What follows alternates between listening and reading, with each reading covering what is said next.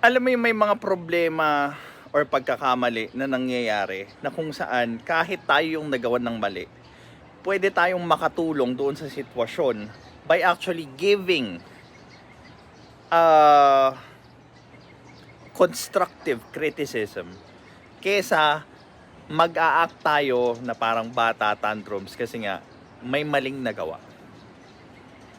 This is Pinoy Extreme. Let's do the Starbucks saga. Let's do this. This is Pinoy Extreme. Sabi niya dito, this moment became a mirror. It revealed how much I long for our locals to feel seen, not just served. And it became the catalyst that reignited my appreciation for local coffee.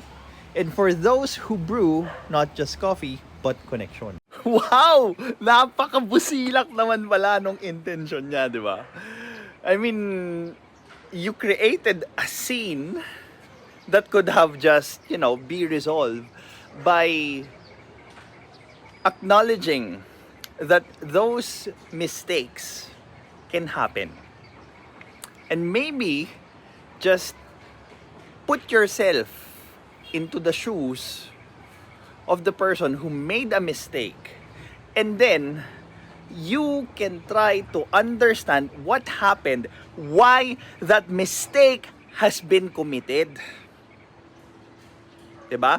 Para maintindihan ng taong nagkamali kung saan or ano yung mga bagay na babaguhin niya. Ang ginawa mo lang, diba? Dahil nagkamali, umalis ka, nag-rant ka, that's it. And now, you want to promote local coffee scenery? Sabi niya dito, the JP Abesilio Starbucks saga may have gone viral, but its deeper purpose is becoming clearer to me. Nagkaroon bigla ng epiphany, parang bumaba yung Holy Spirit sa kanya. It's divine nudge to fully embrace Filipino coffee maker. Wow! Ang noble ng ending. Oh God.